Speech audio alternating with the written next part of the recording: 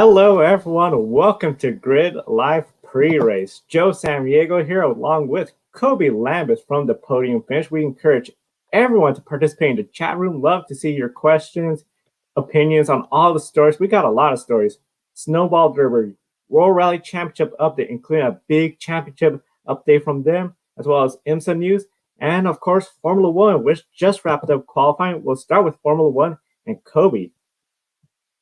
Yeah, and before we get started with Formula One, I actually want to talk a little bit about the exciting Formula Two feature race. Earlier today, Yuki Tsunoda held on to claim the top step of the podium. It was a brilliant drive by the young Japanese driver, hoping to secure the open AlphaTauri seat next year in Formula One alongside Pierre Gasly. Wang Zhou and Felipe Drukovich complete the podium, and newly signed Haas F1 driver Nikita Mazepin would have earned the last spot on the podium, but unfortunately he was issued two 5-second time penalties, dropping him to ninth. And the first penalty was forcing Yuki Tsunoda off the track, and second penalty blocking Felipe Drukovich on the pit straight. So definitely not a good first impression for any F1 fans not familiar with Nikita Mazepin, who's going to be going to the top series next year, Formula One. And championship contenders Callum Milot and Mick Schumacher, after the Mazepin penalty, finished fifth and sixth. The title won't be decided until tomorrow's sprint race, as Schumacher and Milot duke it out for the hardware. However, one championship's already been decided is the team's. Prima clinched the championship thanks to the efforts from Mick Schumacher and Robert Schwartzman. And Joe, here's the moment that we've all been waiting for. The almost oval weekend is here at the Bahrain Outer Circuit, and we're seeing some fast lap times this weekend. George Russell set the fastest in free practice one, a 55-second lap. And remember, he's with the big Mercedes Works team this weekend, not Williams. This time, qualifying when it matters the most, Valtteri Bottas won the pole. Bottas did say earlier in the week that it wouldn't be a good look for him if George Russell was to beat him. How much pressure would Bottas be in if Russell was to outperform him and possibly win tomorrow? A lot of pressure, and definitely encourage all our viewers participating in the chat room. We'd love to hear what your thoughts are on George Russell and how much pressure this is on Bottas. With Valtteri Bottas, early on, especially when free practice one, free practice two, when George Russell was topping the chart and Valtteri Bottas was behind him, usually with the Red Bulls in between, we heard it from the commentators questioning, Bottas, you need to step it up. People aren't going to be critical, and Bottas, of course, a one-year contract. That's always something where going to a one-year contract, that's good to have that peace of mind at the beginning of the season. But if you don't perform, especially if Lewis is back and he comes back in his winning ways, it could really start to pile on the pressure on Valtteri Bottas. He responded with that poll today. I think he's going to make the case that he is still a force to go out there and win. And quite often we see this after the championship is wrapped up. It seems Bottas, the pressure of your contending against your teammate for a championship, even though he's dominating, seems to disappear. And he responds back stronger towards the end of the season and then carries that on to the beginning of next season. So it's going to be more interesting to me to see if Bottas could go out there, get the win, come back to Abu Dhabi stronger, and then potentially start the season off with a lot of momentum. Yeah, definitely. And Valtteri Bottas, I do believe that if George Russell goes out there and wins tomorrow Grand Prix and beats Bottas on outright pace, then and that's definitely not going to be a good look for him. And I know, Joe, we've talked about Valtteri Bottas in last episode or whatever with about the George Russell situation on how Valtteri Bottas, he's used to the Mercedes obviously, and George Russell has gotten used to the Williams, and Russell doesn't have a lot of seat time in this Mercedes. And if you let a driver come in and beat you in a car that he doesn't know as well as you do, then definitely not a good look for Bottas. And it's also interesting how it seems like Mercedes is never like willing to commit to Valtteri Bottas long term, instead of giving him a longer contract. To show him, be like, hey, we're committed to you for the long haul. It's always these short contracts, and we're always wondering if Valtteri Bottas is going to be at Mercedes the next season.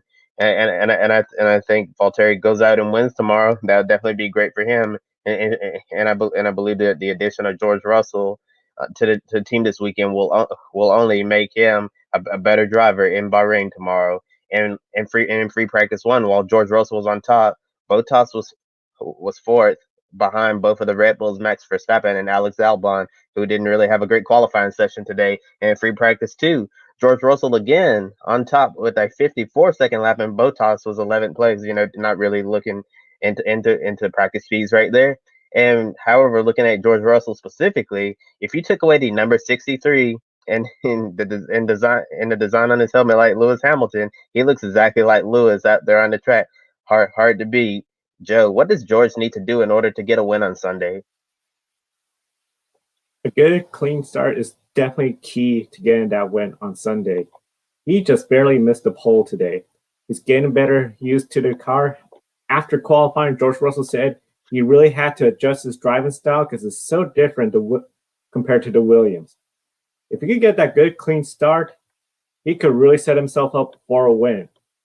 With this track, it's going to be really interesting since the lap times are so short.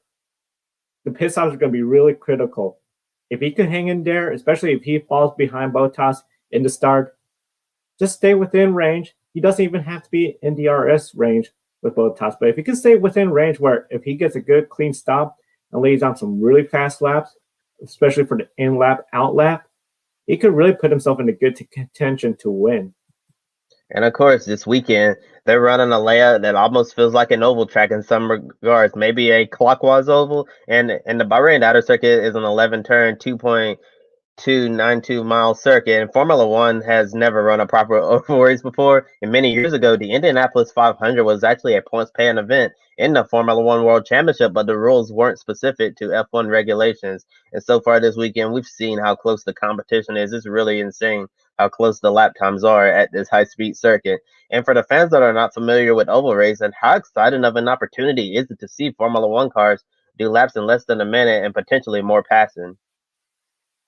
It is very exciting, especially the fact that with this layout, we're seeing the top 10 less than a second apart. That is amazing. Once we get to the race, the slipstream, especially as we all know, you have more cars up front. You're going to have it where you're going to have a bigger slipstream in the back. So that first lap, I really feel since we don't have the kind of traditional course where you see the field get spread out, here they're going to stay pretty close for that first couple laps. The slower cars that are not on pace, they'll start to fall back. But particularly, I think that top 10, they're going to be more bunched up. And I think once we hit the second lap at DRS, we're going to be seeing a lot of passes. And I think it could be a bit of a chaotic race, especially I think the first 4 laps are going to be something else that we haven't seen before in Formula One. Oh yeah, I definitely think we're gonna see something that we've never seen before in Formula One. And I don't know about y'all, but I've been looking forward to this race ever since they announced it. And actually on Project Cars 3, they just released the Bahrain outer circuit on there. And I got to drive it a little bit yesterday with the Formula B car, which I guess is the version of the Formula One car on that game. And it's just so fast. I had a blast of driving the Formula B car, the Bahrain outer circuit on Project Cars 3. It was just amazing, and it really did feel it. Although it's not an oval, it definitely had the feel of an oval. Yeah, well, driving backwards on an oval, it was just really cool. I think we're gonna see an exciting race, and hopefully a lot of passing. You did bring up a good point, Joe, about the slipstream. You're definitely gonna need it around this high speed circuit, and DRS is definitely going to play a factor as well. And with the fast lap times and close competition, pit stops are going to be very critical, as you mentioned. Hmm. And already Formula One pit stops are as fast as they've ever been, but a slow stop, even if it's, let's say, 5 seconds, sounds like it's really fast, but in Formula One that's bad. That would definitely cost you a lot of time. And last weekend, Max Verstappen lost any advantage that he would have had with a slow stop. Mercedes pit stops are always around 2.4 seconds, and Red Bull is sub 2 second stops. Joe, which team is more prepared to make faster pit stops? It could really be the difference tomorrow. It'll be a huge difference tomorrow. As you mentioned, Max Verstappen had a 3-second stop last week. That eliminated any hope of trying to get around Lewis Hamilton with an undercut. This weekend, 55-second lap, some 1 minute lap, that is valuable ground an extra second. I think when it comes to the teams, Mercedes, they are really good at being consistently 2.4 seconds, 2.5 seconds.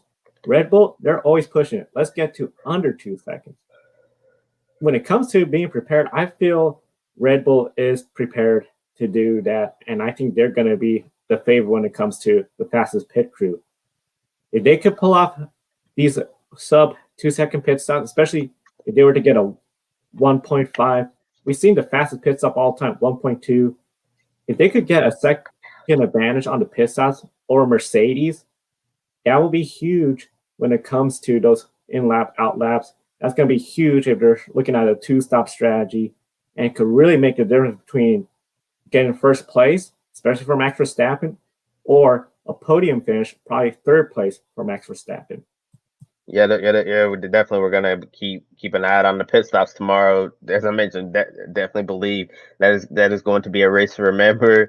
Hopefully a lot of passing, slipstream, high speeds. Buckle up because I think we're going to be in for a bumpy ride. And now taking a look at the top 10 qualifiers for the race, it's as we always say many times, it's a front row lockout. Mercedes, Valtteri Bottas and George Russell goes second on debut with the Mercedes works team. They have Max Verstappen third. Charles Leclerc fourth. Really surprising qualifying effort, and he was actually on the front row for a short time in Q3. Then I got Sergio Perez fifth, Danny Kvyat sixth, Daniel Ricciardo seventh, Carlos Sainz eighth, Pierre Gasly ninth, and Lance Stroll rounds out the top 10. And now going back to Charles Leclerc, mentioned how well he qualified. When I was looking at my timeline on Twitter when that happened, people were going wild. People were like, "Wow, the Ferrari! We had no idea that Charles Leclerc had that in that car that's been struggling a lot this season." And we saw the start was very important. Can the leader XM1 get out of the DRS range? That's going to be the big test for whoever's the leader coming out of the first corner. This isn't the traditional tracks where we have the slow corners where you could try to pull out, hope that second place, third place drivers are side by side. In this one, I almost feel there's a bit of a strategy where if you know Bottas has that good side of the grid and you're in that dirty side, if I was George Russell, you might be better off that first lap. Okay, try to get a good start, but if I'm not, and I'm going to fall behind Max Verstappen, stay behind Max Verstappen, keep a single file, so that way we don't fall out of DRS range. If Bottas can get out of DRS range, it's going to be really hard for anybody to catch up to him. But if he's still within DRS range, DRS drag reduction, essentially if he's out of range to where nobody could catch him, it's going to be really hard to be beat. However, if those first two laps go by and he's within range, it just opens the door for not only second place, but third place is right there behind, fourth place, and you can see a crazy battle for the lead, something we haven't seen in Formula One. So definitely, it's going to be one of the most important moments of the race. A good clean start for the leader and try to get out of range of the other racers. And now, of course, many people are talking about safety entering this race after what happened last week in the scary crash with Roman Grosjean. And the barrier that Grosjean hit now has tires will soften the blow and more adjustments around the track. And we're definitely hoping for a good, safe race that will help with healing and moving forward from this scary accident. And Roman Grosjean has been given, been talking about his experience last week about the 3 attempts to get out, face in facing death, and he said he was at peace, but once death was rejected, he thought about his kids and his family. He's been encouraged to give interviews, share his experience, and help normalize the trauma and for mental health as well. Joe, are you surprised by Grosjean and the FIA addressing mental health in comparison to the past, where there seems to be more of a discussion about mental health and trauma from such a horrific event?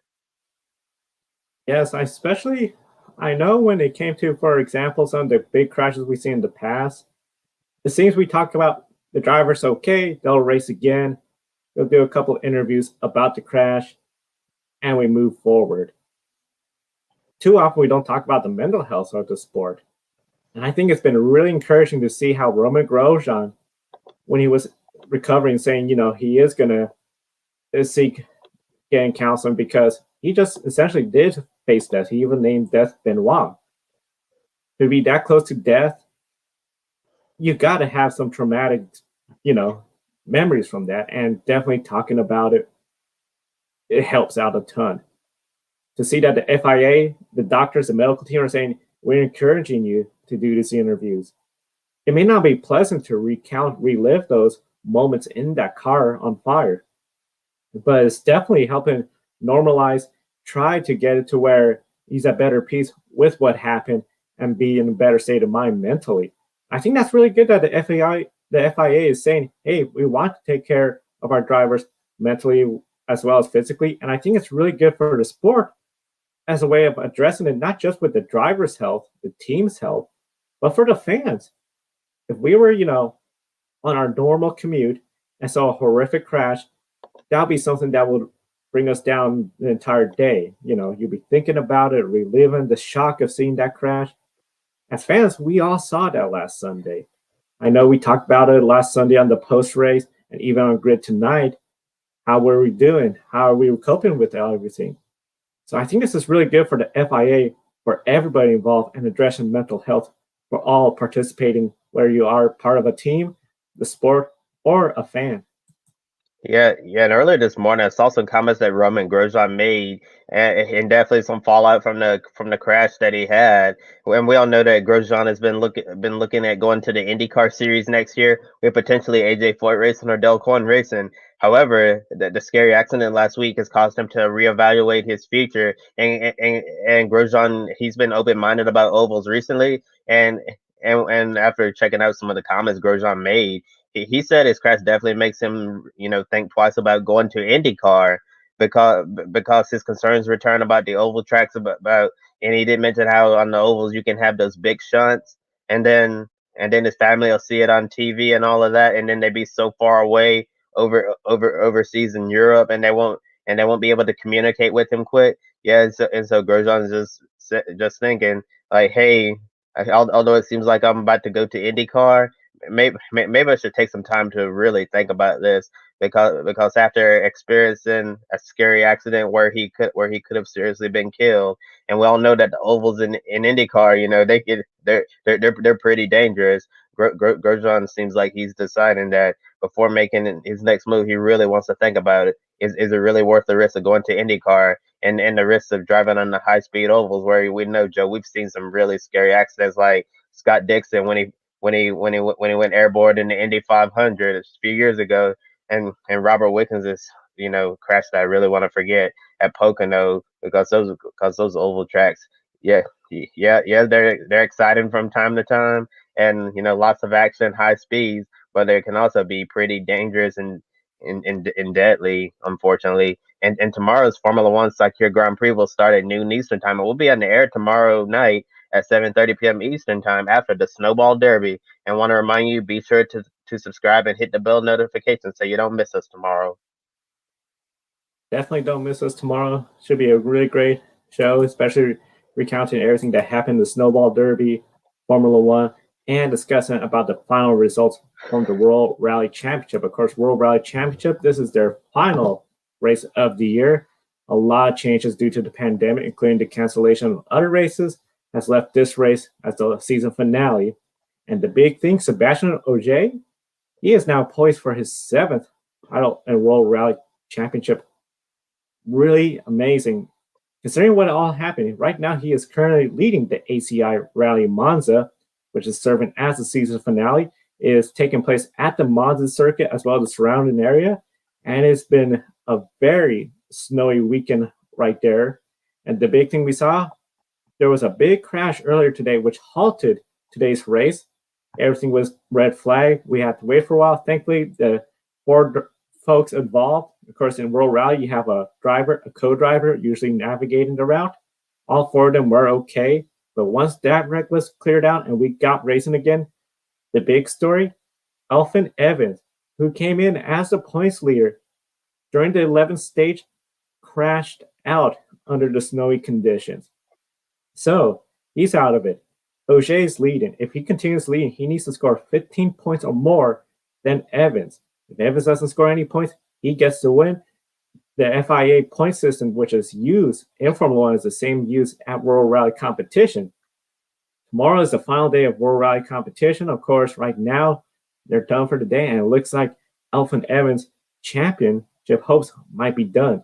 Kobe, how shocking of a development is this to see the championship points leader come to the last event of the year and crash out. Oh, it's definitely heartbreaking and shocking as well. We thought Elfin Evans was going to be in a great position to win the championship this year, but unfortunately, end up crashing out, and sometimes that's just how it happens in racing, and and there's still a chance that Evans, might win the championship, but with the way things are looking right now, it's slowly slipping away, and after having such a good season, it will be an absolute heartbreaker for him to go out this way this year. Absolute heartbreaker indeed. Of course, the FIA they use the same point system in World Rally Championship as they do with Formula One. So the winner 25 points, 18 points for second, but then there are some bonus points for most stage wins as well. So definitely, it's going to be really interesting what happens tomorrow on the final day of World Rally Championship. The season finale, I think, is going to be really close, but definitely looks like Sebastian Ogier is going to be the favorite now to get the championship, unless we see another bizarre day. We do have snow, of course. World Rally Championship drivers are used to driving in snow, all sorts of conditions, but still, brand new event, new layout, something that none drivers have been through. It's going to be unpredictable, and definitely we'll have all the results tomorrow on post race. We'll also, of course, report on the winner of the Formula One race as well. So now it comes to our favorite part of the show, pick a winner. Kobe, when it comes to the Formula One race tomorrow, who do you see winning? Joe, I'm torn between the two Mercedes drivers. For the past few days, I've been going back and forth. Bottas Russell, Bottas Russell, Bottas Russell. But I just had to flip a coin today, and I think George Russell is going to shock the world and win on debut with Mercedes. George Russell, I mean, he definitely is a sentimental favorite. Fans would just love to see him get that win. Bottas, he would love to get the win, silence all his doubters again. Maybe he'll say another message to James again, saying what happens if he gets that win. Max Verstappen's right there. He's going to be in that good side. I think he's going to be up there in second place. It's going to be really interesting what we're going to see. But I think because of the unpredictable nature of this race, the slipstream is going to be huge. I don't really anticipate a clean start. I don't think Bottas or whoever's leading is going to get out of DRS zone. The way I see it, I'm going to go with the biggest shock of all. He qualified fourth. I think Charles Leclerc is going to pull the big upset. We're going to see a crazy race, a Ferrari win. It's going to, I think, set social media going crazy. People were excited when he was on the top for a short part of Q3. It's going to go nuts if he could pull that off tomorrow.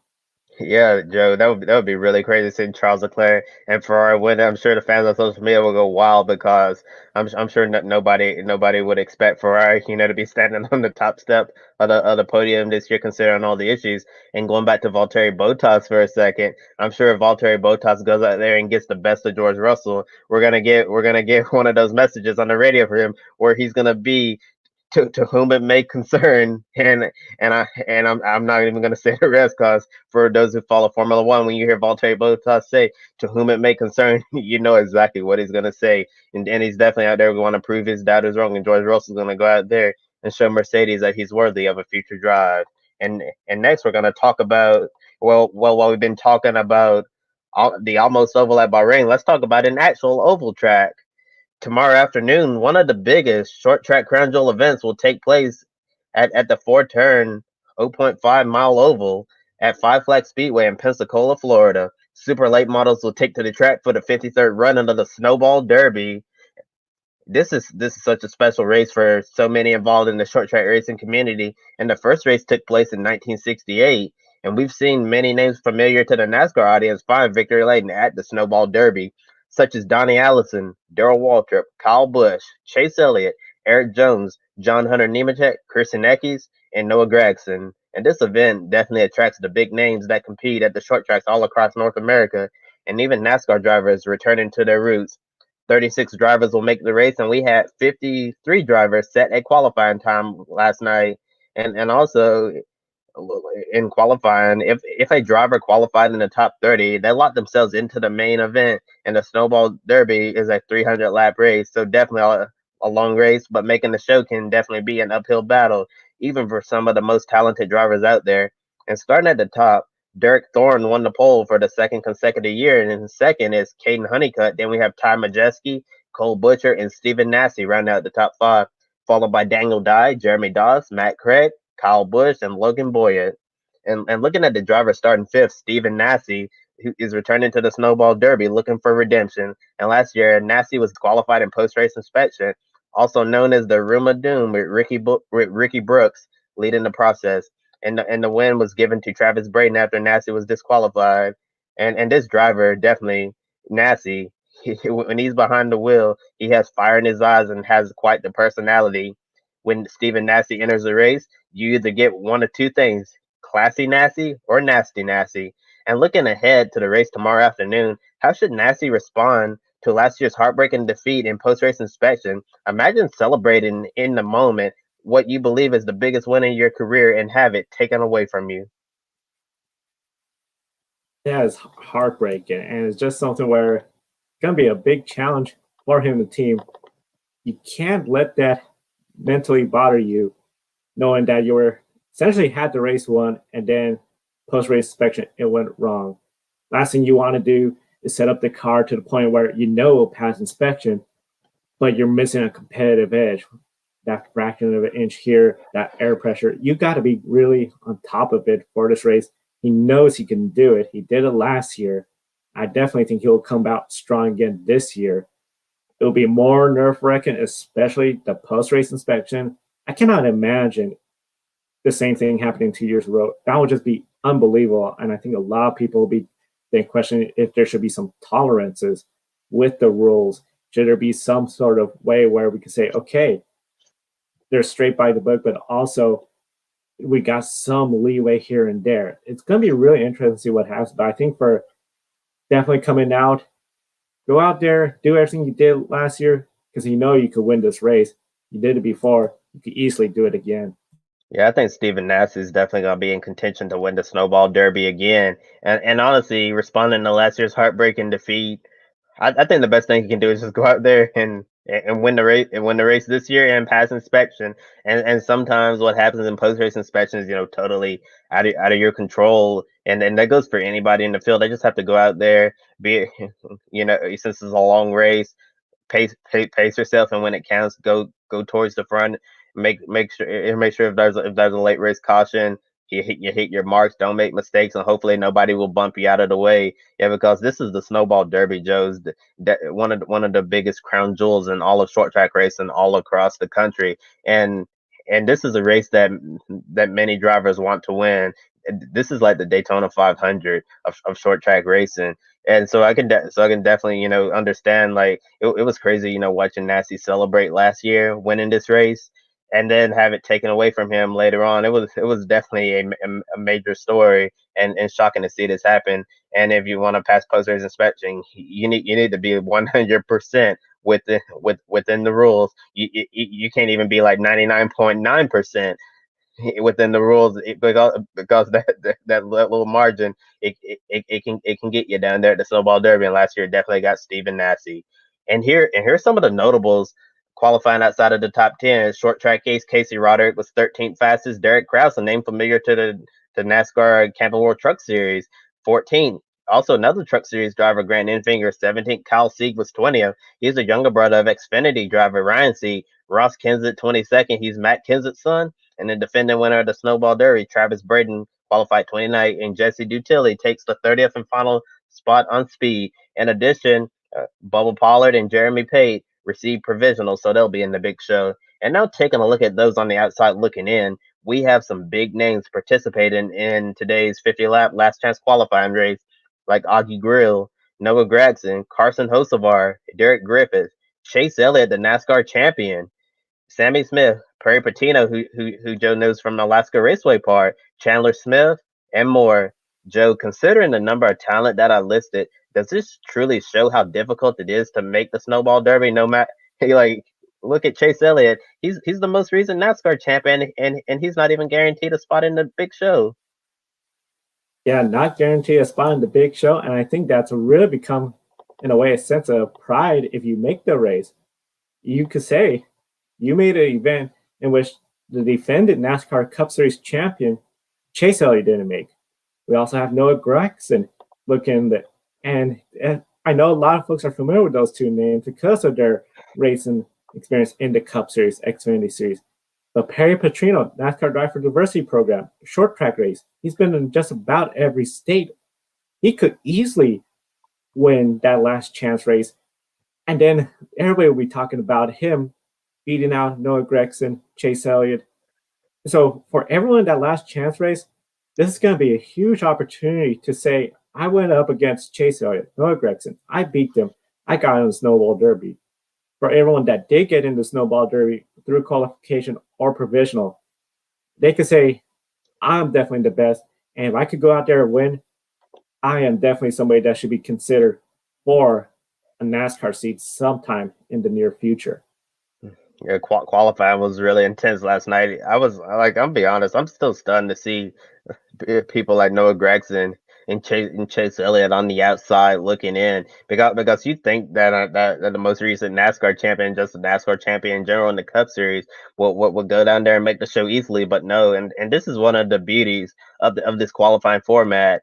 It doesn't it's just like the Indy 500 bump day qualifying. It doesn't matter what your resume is. It doesn't matter if you've won, like, say, three, four, five NASCAR championships. It doesn't matter if you're a Cup Series star. You need to go out there and either set a time in the top 30, lock yourself in the show, or if you don't, go to the 50 lap last chance qualifier to get in. And if you don't, you don't get in. So if Chase Elliott doesn't make it in the big show by finishing the top four in the last chance qualifying race later today, then Chase Elliott won't race in the 300 lap main event tomorrow at the Snowball Derby. And that's just the way it is. Really crazy to think that Chase Elliott would be going home in his 50 laps. So there's going to be a sense of urgency. It's not a lot of time, unlike the 300 lap main event where you're gonna have to pace yourself throughout the race. And 50 laps, you're gonna have to go right from the start. There's seriously no time to waste,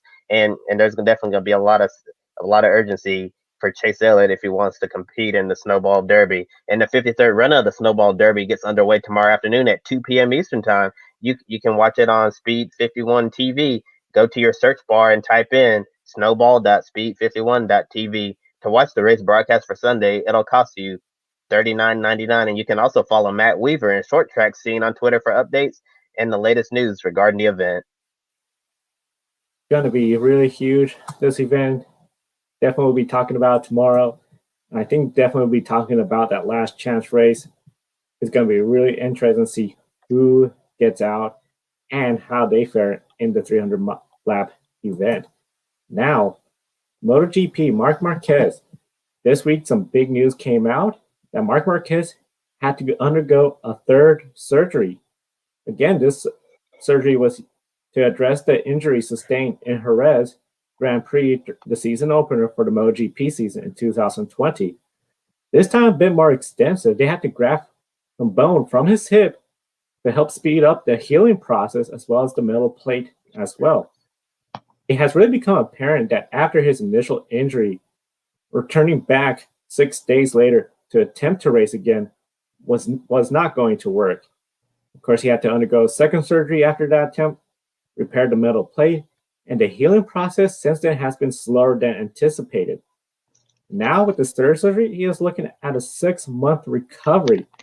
This means potentially a return to MotoGP in the month of May. MotoGP starts their season in March, so he may miss 3 to 4 races as well as the off-season testing and practices. This year we saw the 2020 Honda was really designed around Marc Marquez's riding style. Honda, without Marquez, they went winless this year. 2021, does Honda make a bike that's better suited for all the riders, considering we may have no Marc Marquez for the first 3 to 4 races? First, let me say I was stunned when I learned this news, because I remember on our last program when we were talking about the great ranking and how Marc Marquez has won the last 2 years. I remember, you remember when I was talking about 2021 being Marc Marquez's big year to bounce back, and maybe he'll go out and win the grid ranking again. If he's gonna miss 3 to 4 races, grid ranking is not gonna be possible for him to win, I think. And and definitely 2020 was a lost year for Marc Marquez, and his 2021 season is going to get off to a rocky start. And you mentioned, he might miss 3 to 4 races, but since his recovery hasn't been going well so far, who knows? He might miss more than that, or even miss the entire 2021 season. But I do think when Marc Marquez comes back, he's going to have a lot to prove, showing that he's still the rider that he once was. And to answer your question, 2020 was a really frustrating year for Honda. I mean, really frustrating. Went winless, had not a single dub this year. And looking at all the other riders, I definitely think it's time for Honda to design the bike better suited for the other riders. Since we really don't know when we're going to see Marc Marquez make his 2021 racing debut or at all. Yeah, it's going to be really interesting to see what happens. We know earlier we heard that Nakagami, who of course got a pole this year with Honda, unfortunately went out in the first lap. He's going to have Honda equipment, not just a year before equipment, but current equipment. So it looks like already Honda might be planning to have a bike that's better suited for as many of the drivers as possible. Something where we're not going to be dependent on Marc Marquez carrying the flag for Honda towards the front. With Marc Marquez sitting out these few races, 3 to 4 races, assuming we don't have any issues with the pandemic and races being delayed, this is going to really hurt his championship potential in MotoGP. MotoGP, the top 15 riders score points. So we saw how Juan Mir, who won the championship, was very consistent all year long, despite crashing out early on twice this season. Didn't get a race win until it really mattered the most. That consistency makes it really hard. So for Marc Marquez, miss 3 to 4 races, come back, he will have to really be the Marc Marquez we see of just going out there and win and win and win. That is how he was able to get those grid ranking world championships, just going out there and winning all the time. This year, because we had so many different winners, we just saw one MotoGP rider in 15th place. Everyone else was lowered down. It was a very crazy season for MotoGP. And Andrea Dovizioso, of course, he got one win. After that win, really, nothing else happened the rest of the season with him and Ducati. But of course, they split at the end of the season. In fact, he won after Ducati announced he was now returning back.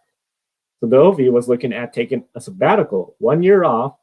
Now he finds himself in the rumors as being the replacement for Marc Marquez in Honda. If Dovi is in a Honda next year, this is another opportunity for him to prove he can get it done. Does he take the opportunity, or do you think he just continues through with a sabbatical? Oh well, I'm not really sure what Andrea is gonna decide, but I think it could definitely be 50-50 if he feels like he really needs a year out of the sport, to just slow down, enjoy life, and evaluate his future. I think he could do that, but if you're gonna have an opportunity to replace Marc Marquez at Honda until he's healthy enough to return to show that he still has it, I definitely think that Dovi could look at Honda as an option to go out there and try to help improve that program because sitting a year on the sidelines, there's no guarantee that we'll see Dovi back in MotoGP again. But if he goes out there with Honda, keeps his keeps his name in the rumor mill and all of that, and show people what he can do. And I definitely think Honda could be a great opportunity for him until Marquez is able to return. Yeah, Honda could be a great opportunity. I do get the sense that Dovi would love to ride again. The big thing I feel taking the sabbatical, Dovi wasn't going to settle for a ride that wasn't top caliber. Of course, Yamaha essentially did a split between Fabio Quartararo and Valentino Rossi. Ducati, well, they were out of the picture. KTM, they called up Miguel Oliveira to join Brad Binder. So taking the year off made sense. Now with potentially Marc Marquez out for 3 to 4 races, this is the golden opportunity to say, okay, I'll take this seat. If it goes really, really great, season starts off really well, strong performances, and depending on how Marc Marquez goes, I wouldn't be surprised if he decides, okay, I'll stay all season long. But if he does the 3 to 4 races, does all right, but not serious contention for wins, and Marc Marquez comes back, might be then the perfect time for, well, I had a ride with Honda. Mark Marquez is back. I'll continue on with my sabbatical. So I do think definitely is in the favor of Dobie to call the final shot for his career if he wants to continue with the sabbatical or do some races. And depending on how he does, maybe even more races and maybe another opportunity with a top caliber ride in MotoGP. Yeah, I definitely think having a veteran come in and help evaluate the Honda program will definitely help them get better moving forward. So it's not just Mark Marquez; they can start to have their other riders start to contribute and hopefully get wins in 2021 after a disappointing winless 2020 campaign. And now we're gonna talk about an all-star lineup that's going to be entering the Rolex 24. Yesterday, Action Express Racing announced that a strong driver. They announced a strong driver lineup and a second Cadillac DPI for next month's Rolex 24 at Daytona to join their regular number 31 Whelen Engineering entry. In partnership with Hendrick Motorsports, Action Express will return to a two-car operation for the Rolex 24 with the number 48 Ally Financial Cadillac DPI, with Ally hopping on board, of course. Seven-time NASCAR Cup champion Jimmy Johnson is at the head of the lineup. Then we have one of Jimmy's new IndyCar competitors, Simon Pagenaud, Toyota factory driver Kamui Kobayashi, looking for his third consecutive overall win in the Rolex 24, and DTM and Audi factory driver Mike Rockenfeller completes the star-studded driver lineup. Johnson, Pagenaud, Kobayashi, Rockenfeller. Wow, what a lineup! Are are they already one of the early favorites to win the Rolex 24? And are you a little surprised that Jimmy Johnson isn't a part of the Ganassi Cadillac team? I am surprised he isn't part with the Cadillac team of Ganassi, especially since he's going to be with Ganassi in IndyCar. However, Ally sponsorship, I can only imagine, Action Express, Ally Financial, they were able to work out a deal. Of course, we know Scott Dixon, Ganassi, he has sponsorship from PNG Bank. So maybe that could have been some of the issue right there. But definitely, I think it's really exciting to see Jimmy Johnson and then the teammates he has. It's really, I think, going to make it where a lot of fans are going to be excited. Definitely want to give a hello to our viewers out there. Thank you for participating in the chat room. If you have questions for Kobe and I about IMSA Formula One or any of the events we've been talking about, Snowball Derby, be sure to ask in the channel. We'll love to answer it and share your opinions as well. But definitely, I think with this happening, especially with Ally on board, is a win for the fans, is a win for Jimmy Johnson. I think it really proves that Jimmy Johnson and Ally does have a really good connection, not just from sponsoring the 48, but it seems for sponsoring Jimmy Johnson's racing career in general. Yeah, definitely. Ally and Jimmy Johnson have built up a good relationship in the few years that they've been working together now. And I keep looking at that driver lineup at Action Express Racing, and I'm just like, wow, this is definitely one of the stronger lineups that we've seen announced so far in DPI. And it seems like these DPI driver lineups just get stronger and stronger over the years. And I think driving this number 48 Ally Cadillac DPI, since there's a lot of power and downforce, this driving style is going to get Jimmy Johnson used to what he's going to be feeling in the IndyCar. Obviously, IndyCar and a DPI prototype, two different forms of racing. But definitely Jimmy going to get into the mindset of driving the IndyCar with this Cadillac DPI. And then we got Simon Pagenaud, who he's going to be driving against in the IndyCar series. Joining him, Pagenaud has DBI experience in Kobayashi. He's been extremely impressive at Daytona these past few years. And when that announced he would not be returning to Wayne Taylor Racing, I think Action Express definitely got their secret weapon right here because Kamui, wow, he's just so fast at Daytona, and Mike Rockenfeller, Rockenfeller has a lot of experience in this event, endurance racing in general. We know DTM is going to be changing soon. We're not sure what he's going to do, but Rockenfeller definitely wants to go out there and put his name out there for the next generation of prototypes when we switch over to the Le Mans Hypercar and the LMDH Le Mans Daytona H. And just like you, I'm very shocked that Jimmy Johnson isn't a part of the Ganassi Cadillac team when they announced Ringer Van der Zande and outgoing Haas Formula One driver Kevin Magnussen, who's going to be running for the championship. I assumed that it was just going to be Jimmy Johnson sliding there as the fourth driver for the Rolex 24. And it's definitely going to be really crazy knowing that Jimmy's going to be driving for Ganassi's IndyCar team on the road and street courses, but in the Rolex 24 at Daytona, his his number 48 Action Express race and Hendrick Motorsports, Allied Financial Cadillac DPI, they're going to be competing directly against the Ganassi Cadillac DPI entry.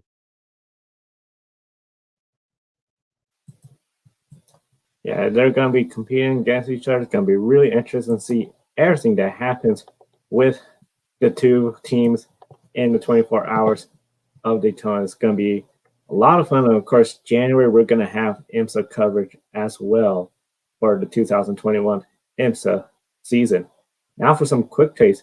Brett Moffitt previously announced that he was leaving GMS Racing in the NASCAR Truck Series to run full time in the Xfinity Series with our Motorsports in the number 02 Chevrolet. Moffitt will actually run full time both trucks and Xfinity. In trucks, he signed with Nice Motorsports to drive the number 45 Chevrolet Silverado. In NASCAR, you must declare points in one of the three national series. So Moffitt's going to have to choose to go for the Truck Series title or the Xfinity Series title. It's going to be really interesting to see how Brett Moffitt goes about the 2021 season. And Brett Moffitt did choose to go for the Truck Series title over Xfinity. Definitely going to be a lot of fun watching Brett Moffitt go run into both series, and especially since he declared to go run for the Truck Series championship with Nice Motorsports. And Black business leader and former team manager Rod Reed is launching a new open wheel team named Force Indy, not Force India. And the plans are to compete in the 2021 Cooper Tires USF 2000 Championship. Force Indy will be based in Concord, North Carolina, and they'll be working with Team Penske. The team will make its debut on the streets of St. Pete in March with the number 99 car. And number 99 was chosen to honor a driver named Dewey Rajo Jack Gatson. In a press release, IndyCar referenced to Gatson as one of the winningest black drivers and mechanics in racing history. Unfortunately, he never got a chance to race in the Indianapolis 500 as Gatson came up during a time when racism was at an all-time high, well before the civil rights era and progressive changes. Force Indy is a part of IndyCar's new initiative, Race for Equality and Change. Corvette announces their 2021 racing driver lineup for the 2021 GTLM class. We have some familiar faces returning to the Corvette CRRs and some new faces as well. The number 3 Corvette will remain unchanged, and Tony Garcia, Jordan Taylor, and Nikki Katzberg for the endurance races will return. However, Tommy Milner is in the number 4 Corvette, and he will have new co-drivers. Nick Tandy is leaving Porsche to join Milner and Corvette, replacing the legend Oliver Galvin. Milner and Tandy will compete in the IMSA GTLM titles. Mahindra Racing Formula E driver Alexander Sim will replace Marcel Bassler as the endurance driver. So some really interesting news from Corvette, especially for the 2021 season coming up. Definitely we want to encourage everyone to be sure to visit our Patreon page. We'd love to have your support, continue expanding our coverage of all motorsports news, race results, and stories, especially in 2021. 2021 will be our first full season of motorsports coverage from January to December. We want to make it a big year. We'd love to have you be part of our team through the Patreon page. And of course, we are working on our holiday letters and holiday cards. So definitely you want to receive a holiday letter and card from us, especially the thank you card for your support. We'll definitely encourage you to visit because we're starting to run out a little bit of time. Kobe, I know we're coming to the big race weekend. When it comes to Formula One, what's your biggest thing you're going to be watching for this upcoming race weekend?